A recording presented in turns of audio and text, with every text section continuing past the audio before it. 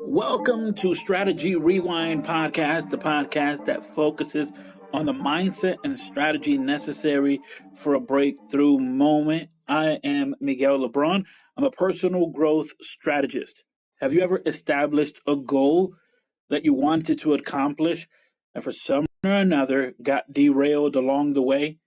Like you started off with high energy, high focus. You even went through the SMART acronym of how to establish a goal. It was specific, it was measurable, it was all these things. And yet, you still did not accomplish the goal.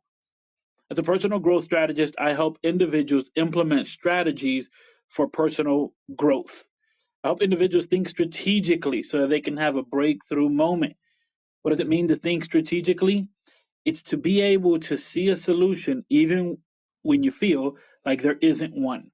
So, if you're interested in working together, simply use the details in my bio. If you're listening on the Wisdom app, or if you're listening on the Strategy Rewind podcast, simply select the details in the show notes to set up a free 30-minute strategy session. Overall, you can go to miguellebron.com and there follow the details to do so. Today, we're going to be talking about writer's block. And the question is it real? I know that this topic may create some debate, so those who are here on the Wisdom, feel free to click on the button. Let's have a conversation. Writer's block, is it real? Is it something that actually exists? Is it something that actually takes place? Writer's block. If you're a writer, if you're someone who likes writing blogs or likes writing articles or likes writing long social media posts, my question to you, does writer block exist? Is writer's block real? Again, if you're joining me here on the Wisdom application, I want to encourage you to please click on that button, become a guest. Let's talk about it. Shout out to Stevie here in the room. Sarita, thank you for being here. Dr. Robert, thank you for being here. Siri J, thank you for being here. Let me know, what do you think? Is writer's block real? Elizabeth, thank you for joining the room. Is or is it something that people just use as an excuse to not get things done, to not aim for more, to not write that book, to not write that article, to not write that blog, to not write that essay? Is writer's block real? I'll tell you up front what my position is on this idea of writer's block and if it's real. I do not think that writer's block is real. And here's why. Again, I'm more than happy to converse about this. In fact, I invite you to smash that button here, become a guest on the program. Let's talk about this. Is writer's block real? I'm going to tell you why I do not think writer's block is real. I began writing a blog article about a year or two ago, maybe 2 years ago to be exact. And the initial intent behind starting a blog writing was so that I could actually develop my writing skills.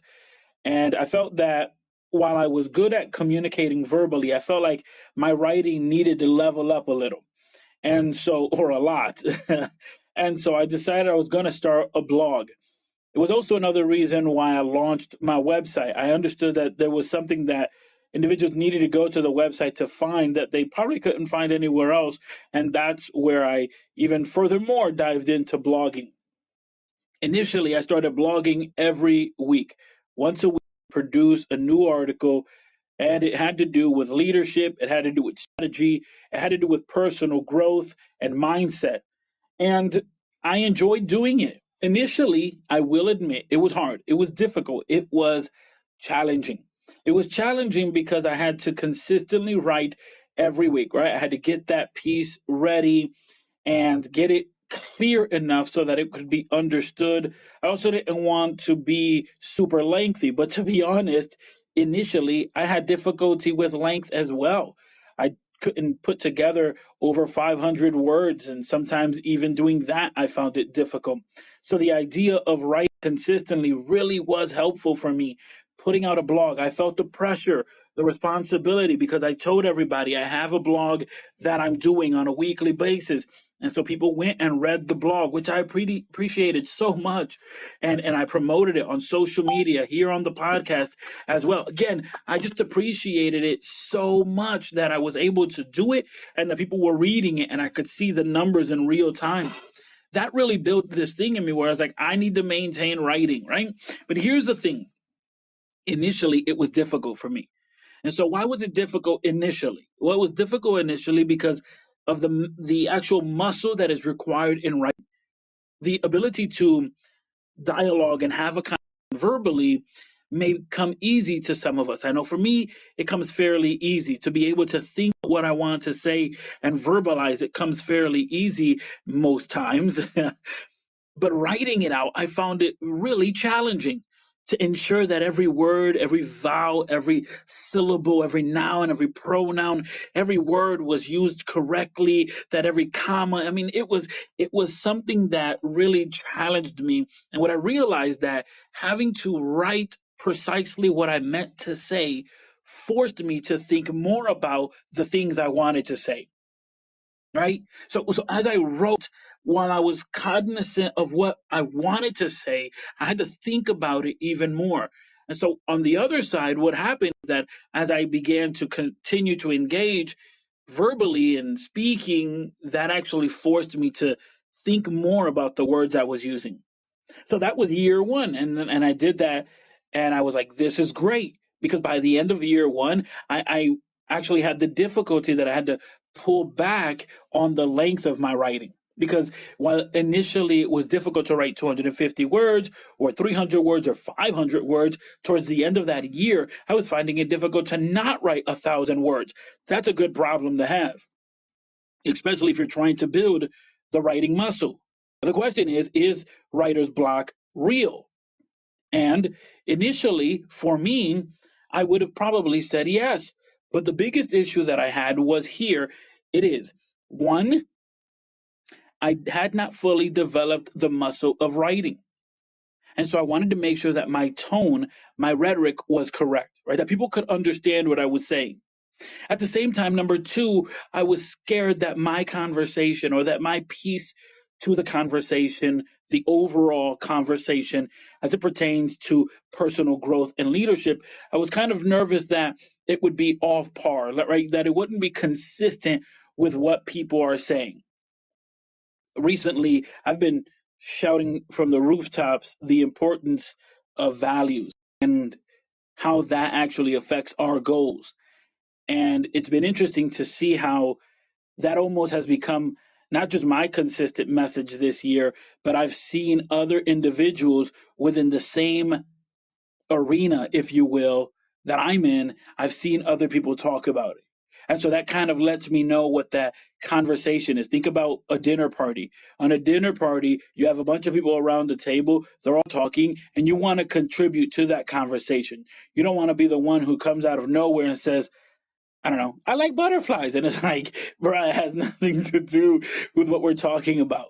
And so that was one of the things that made me overthink, I suppose, when I was writing initially. Once I began to write, or read rather, once I began to read the literature, once I began to dive into more of the content that I wanted to be a part of, then it became a lot more easier. But in the beginning, again, it was not have the muscle developed. It was being fearful that the conversation that I was having was not on par with what was taking place in that arena. At the same time, it was not. It was overthinking the possibility that I was not hitting all the marks on what the audience was wanting from me. By the end of the year, I was so confident that my voice was being properly portrayed. I was so confident that I was in tune with what everyone was talking about. I was so confident of my message and what I wanted to say that I even went ahead in year two and challenged myself to have a daily blog. And so, as opposed to writing an article every week, I said I'm going to try out to write every day, and that was a big goal. That was almost as the big goal that I have for this month of February, where I'm speaking every day for 30 minutes here on the Wisdom application. So if you want to stay connected and you're on the Wisdom app, be sure to hit the follow so that you can get notified every time I go live, which again is every day on the month February for 30 minutes. And those who are listening on the Strategy Rewind podcast, make sure you download the application so that you can be in tune as well. And so that's a big challenge that I've given myself. But at that particular juncture with my writing, I don't think I was fully ready or understood what I was setting myself up. But it was just an awesome goal and an awesome challenge that I set myself up for. And 3 months into it, life kind of took its own course. And despite my best efforts, I did not maintain. And we feel that way, right? I'm sure you can relate with this idea of setting up a goal and not being at the right place to be able to accomplish that goal, right? It's a good goal. You're just not at the right place to do it. It's like, you may want to buy a Lamborghini or a Rolls Royce, right? You may want to purchase that, but you're not in the economic position to do that.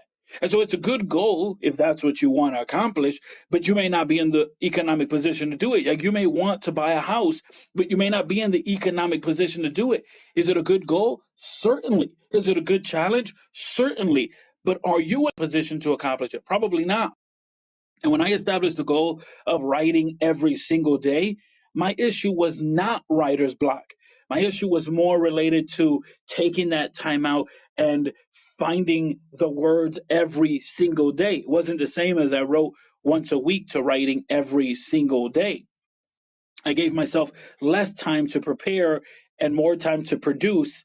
And really, the preparation is key. So I learned some valuable lessons. I didn't consider it a loss or a failure, but I considered it a massive, massive lesson. Now, the conversation here that we're having today is writer's block real? And what I have learned in my life is that writer's block is not a variable if you're clear on your message. If you know exactly what you have to do, if you understand your assignment, writer's block is not an issue. If you have all the tools, if you have all the preparation, and by the way, preparation may or may not be academic. Like you don't necessarily have to go to a high university to learn how to write and construct sentences. But if that's your route, fantastic. So preparation may look different for everyone else. For me, it was just finding out what's the conversation that everyone in the arena is having, that everyone in that dinner table, so to speak, is having, and how can I contribute to that conversation? Once I got my hands on some literature, once I got my hands, my eyeballs and my ears tuned into what's happening in the area that I'm in, which is the personal growth area. Once I got familiar with what everyone else is talking about in that area, then I said, okay, now I know, right? Now I know, okay, now I know what Brian Tracy is saying, Simon Sinek, I know what Darren Hardy is saying, I know what other people are saying, not to copy them, but is what I'm thinking similar or not? And there's a lot of things that I've heard individuals within this arena that I'm in have said that I do not agree with. And yet there's a lot of things that I've heard one person say and I heard another person say it differently and it makes sense. And then I say, oh, wait a minute, here's a part that they're not thinking of, right? By just hearing people, by reading, by consuming the content, it makes me to be able to better communicate my message in the way that I feel is most authentic for me. And when we talk about writing, it's the same thing. If you consume the content, if you're actually in that arena, if you're in that environment, it makes it much more easier for you. And so the question of is writer's block real? I take the position of it's not. But you that are joining right now on the Wisdom app, do you think writer's block is real? Let me join in on this conversation because maybe for you it is. Maybe your experience it has been different with writing. Maybe your engagement with being able to write, whether it be blogs, books, articles, essays, whatever the material may be, maybe your experience has been different. And I want to hear your perspective. Let me know. Press that button, become a guest. Let's chat here. Right? Is your experience or has your experience been different in that you think that maybe it is real, that writer's block is an issue that needs to be spoken about. And here's another part. If it is an issue, if it is a thing that needs to be spoken about, the question then becomes, what is the solution? So I'd love to hear, what is your solution, or what solution have you actually put together in your life to defeat or to overcome writer's block? There's this program on Netflix, which is comedians in cars getting coffee. It's a program led by Jerry Seinfeld, and to me, he's one of my favorite comedians. But there's an episode in particular where he sits together with Dave Chappelle. And in this particular scene, they're in a coffee shop, and as they're drinking, Dave Chappelle said something that I thought was very powerful pertaining to inspiration. He says, and I'm paraphrasing here, but fairly close to what he said. He said that inspiration can actually hit you at any given moment. Right? So often we're chasing inspiration, but he said inspiration can come at any given moment. The issue is, he says, that oftentimes when it arrives, we're not ready to receive it. And he goes into this illustration, which is that oftentimes we can be in our home, walking around in our birthday suit, and inspiration will knock at the door and say, let's go. But at this point, you're now challenged to run down the street in your birthday suit. The illustration here being that inspiration may cause you to seem a little crazy to everyone else, but if you let it guide you, you're actually going to produce something very powerful. And while I think that illustration is clear and is relatable, there's just one variable here, and is that I think that oftentimes we treat inspiration as though it is the pixie dust in our life that's being dropped in our lives, on our lap, like from our godmother, or from some angelic being. We often treat inspiration as though it needs to visit me. And what I have found in my life is that when I'm clear on the message that I'm attempting to communicate, writer's block is non-existent. Right? If I have my computer laptop set up, if I'm on, Google Docs, which is what I use, I also use Grammarly. If I'm set up to go, if I'm ready to go, writer's block is non-existent. Most oftentimes, what I have found in my life is that it's an issue of not being fully ready, fully prepared, or fully clear on what the message is. And this is why the overthinking comes in, the comparison, the idea, wait a minute, am I doing it right? Am I saying it right? Listen, it's going to be all right if you know exactly what you want to communicate. And that's the big issue, that oftentimes we're not clear on what we want to communicate. So think about this. Imagine that your toilet broke and you got to call a plumber. Middle of the night, you know it's going to be expensive, but you only got one working toilet and you can't fix it. Maybe you have an idea of how to fix it, but you don't have the tools. Middle of the night, you need a toilet. What do? You call a plumber. Plumber comes, right? You dial 1-800. Plumber shows up to your house. He's got all the tools. He's ready to go. You say the problem is the toilet. I can't get it to work.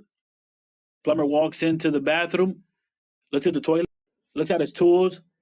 You look at the plumber. Plumber looks at you. Plumber looks at the toilet. Plumber looks at his tools. Plumber looks at you. You look at the plumber. You look at the toilet. You look at the plumber's tools, and you say, what's going on here? Do your job. And the plumber looks back at you and says, I'm sorry, I got plumber's block. I wish I could help, but right now I got plumber's block. I need to be illuminated. I need inspiration to come knocking. Not only would you be irritated because of the fact that it's the middle of the night and you need a bathroom, but you would be irritated because you know the price tag is immense. How dare this person call themselves a plumber, show up to my house at the middle of the night with a bunch of tools and say that they can't produce the very thing that they're ready to do? Like, they should be equipped to do this. They should be ready to do this. What's going on? We never hear about plumber's block, mechanic's block. We never hear about electrician's block. We never hear about that. You never hear about the pianist's block.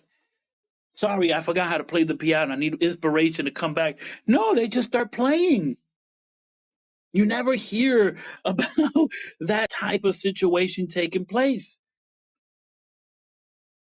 And being able to write, being able to communicate your message in the written form is just a powerful, powerful method to be able to communicate. And the idea that writer's block exists, writer's block, if it does exist, it's only because we're not clear on our message. So often we are not clear on what it is that we want to communicate. I know that we talk about mindset, we talk about strategy here, and maybe you're asking yourself, Miguel, I thought we were going to talk about strategies. What are we doing talking about writer's block? Writer's block has a lot to do with what's happening in your life right now. You say, Miguel, I'm not a writer. I know, but let me tell you how it does affect your life. Because if writer's block is a byproduct of not being clear with your message, then it is possible that the only reason you have yet to obtain the breakthrough you want to obtain is because you're not clear on the message that you're saying to yourself. To everyone else, you may be saying you want to be successful, but when you look in the mirror, do you see a success? To everyone else, you're saying you want to be the next big thing, but when you look at the mirror, what do you say to yourself? What story are you sharing with yourself? When you write down your goals, do you find it easy or do you find it difficult? When you say, okay, this is the moment, I'm going to write down my plan for the next 5 years, do you find it easy or do you find it hard? Do you find writer's block coming around when it's time for you to write your goals? Do you find writer's block taking effect when it's time for your plan, your strategy for the next year, for the next 2 years, for the next 3 months or 3 days? Do you find writer's block then? And the issue comes back to messaging. We're not clear on the message that we want to share. We're not clear on the message we want to portray to the world. We're not clear on that message. But the moment you get clear on that message, let me tell you something. It becomes so easy to write out your 5-year plan, your 2-year plan, your 3-year plan, your 12-month plan. It's easy to write new year, new me because everyone's writing that. We know that that's the conversation in the we know that that's the conversation being had at the dinner table. We got so many people writing new year, new me. That's easy. Write something with meaning, with depth. Write something that actually is tangible and will produce results. And I think that the beginning part has to be your core values. Your core values have to come there at the forefront. What's most important to you? When have you defined what's most important to you? When was the last time you defined what to you is your non-negotiables? Like, I will not violate these things in my life. I will not retreat when these things are challenged. I will fight. We talk a lot about the martyrs and men and women that actually stood up. And this month we celebrate Black History Month. And part of that history is people like Malcolm X, people like Martin Luther King, people that like Rosa Parks, like Harriet Tubman, people that just refused to lose, people that refused to die, people that refused to actually just not stand for something. Because as Malcolm X said, if you stand for nothing, you fall for anything. And the truth of the matter is that so often we are experiencing a blockage in our life because we are clear of what our message is. But the moment you get clear on what your message is, that's the moment that breakthrough begins. Here, I'm going to give you an exercise that you could do. I'm going to give you an exercise that you could do, but I want you to do me a favor. If you do this exercise and you see that it works for you, hit me up. If you do this exercise and you see that it works for you, send me a message, send me a DM, send me something. Let me know. Hey, this works. It impacted my life. I'm moving in the right direction. But I think this is a good way for you to start. I'm going to give you the exercise right now. Again, if it works, if you're listening on the Wisdom app and you're listening to this part, I'm going to give you an exercise. But when it works for you, please send me a message, send me a direct message, a private message. Let me know the results in your life. Here's the exercise. The exercise is desired future state. This is the exercise, a desired future state. Now, this idea comes from the business world, which is that the organization has to have a desired future state planned out. Otherwise, when difficulty comes, they won't be able to pivot. So that's where the inspiration of that idea of desired future state comes from. But here it is on a piece of paper or on Google Docs or whatever you use to write your desired future state. As you're writing your desired future state, there is no limits. There is no limit of where you can go, of what you can do, of what you can see, of who you can go with. There is no limits. Resources is not an issue. Connection is not an issue. So this is a moment where you can think as big and as crazy and non-practical as you want. You've often heard me say practical goals lead to a radical life. But when you're writing down your desired future state, you want to be as radical as possible. Okay? I mean, just shoot for the fences. Just don't even shoot for the moon. Shoot for Mars or Pluto or some other unknown star. Just shoot as far as you can. In this exercise on your desired future state, you want to write out what would be the most amazing life ever in the next 5 years. What would be the most amazing life ever for you? Where do you live? What city? What state? What is the weather? What kind of clothing do you wear? What kind of food do you eat? Where do you go to dinner? Where do you go to hang out? What kind of friends do you have? How do they love you? How do you love them? What sports are you into? What programs are you watching? Who are you listening to? Who are you watching? Who's watching you? Who are you impacting? Who's impacting you? These are the things you want to write in this desired future state. This is the exercise. I mean, you want to be as crazy as possible with this idea. Nothing limits as you're working on this exercise. So after you've written down the next 5 years, then it's going to take a few minutes, okay? I'm not telling you in the next 2 seconds you're going to have this done. It's going to take you a moment to activate your imagination because you're so accustomed of maybe hearing no, you're so accustomed of doors closing, you're so accustomed of people saying that's not possible, you're so accustomed of people telling you your head is in the clouds, you're so accustomed of all these negative words and phrases that people throw at you. But I want you to just think, just give yourself permission and license to think like crazy and think of where you want to be, what city, what state, what country, who do you want to be with, what kind of friends do you want to have, how are you going to be dressed, what kind of money you got in your bankroll. What kind of assets do you have? Who are you impacting? How are you impacting? What kind of vocabulary are you using? Are you writing? Do you not write? Are you on television, on radio, on podcast? Are you on the runway? Where are you? What are you doing? How are you impacting and serving? Think about all those things in this exercise.